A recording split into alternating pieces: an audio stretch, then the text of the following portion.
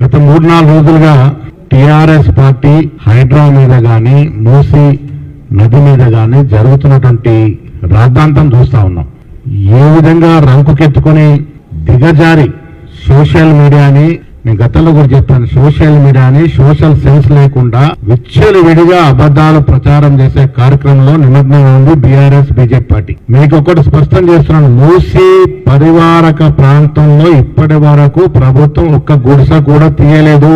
మూసీ నది రివర్ మధ్యన ఉన్నటువంటి కొన్ని కట్టడాలు తొలగింపు తప్ప ఇటువైపు అటువైపు ఉన్నటువంటి ఏ బీదవాని గుడిసెను తొలగించలేదు. Hyderabad is a city of rocks and lakes. సుందరంగా ఉండబడే చిన్న చిన్న గుట్టలు, దాదాపు 3500 చెరువులతో ఒకనాడు కలకల్లాడింది హైదరాబాద్.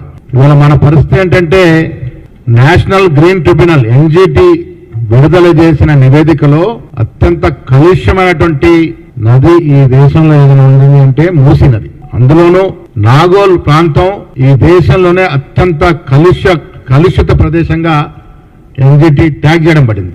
మూసీ నది సంబంధం ఉన్నటువంటి ప్రజలు ఈ రాష్ట్రంలో దాదాపు 26 లక్షల మంది. అది హైదరాబాద్ ప్రాంతవాసులు కావచ్చు, దిగువనున్న రంగారెడ్డి ప్రాంతవాసులు కావచ్చు, నల్గొండ ప్రాంతవాసులు కావచ్చు. మూసీ నది వల్ల లాభపడుతుంది, దాంతో బాధపడుతుంది కూడా. మన మూసీ రివర్ పక్క నుంచి మన కారులో పోతుంటే కూడా విపరీతమైన చెడ్డ వాసన వచ్చేటువంటి పరిస్థితి. నేను బీఆర్ఎస్ నాయకులు అడుగుతా ఉన్నాను, మన ఇంట్లో చెత్త చెదారము జమ అయితే ఎన్టీఆర్, హరీష్ రావు ఇంట్లో అట్లే పెట్టుకుంటారా, దాన్ని తీసి బయటేస్తారా? ఇలా మూసీ నది మరీ ముఖ్యంగా ఈ 10 ఏళ్లలో ఎంత కలుషితం అయిపోయిందో ఎన్జిటి నివేదిక ద్వారా తెలుస్తా ఉంది.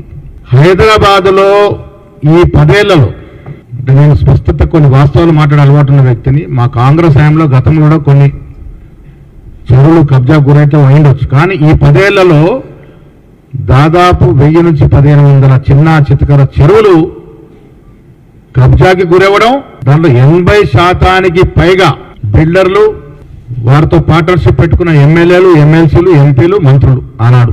ఈ రకంగా హైదరాబాద్ మొత్తం కబలించేశారు టిఆర్ఎస్ నాయకులు. దాంట్లో కొంత బీజేపీ నాయకులు కూడా ఉన్నారు.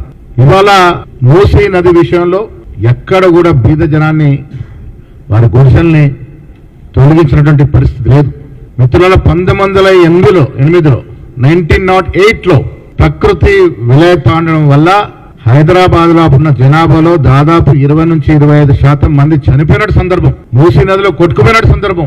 ఆనాడు నిజాం ప్రభువే సిటీ వాటర్ బోర్డు ఒకటి దీనికి సంబంధించి ఒక బోర్డుని ఏర్పాటు చేసిన సందర్భం. ప్రకృతిని మనం పూజిస్తే మనల్ని కరుణిస్తుంది, ఆశీర్వదిస్తుంది. ప్రకృతితో చెలగాటమాడి ఇలాంటి చర్యలు చేపడితే మనం వాయినాడులో చూసాం.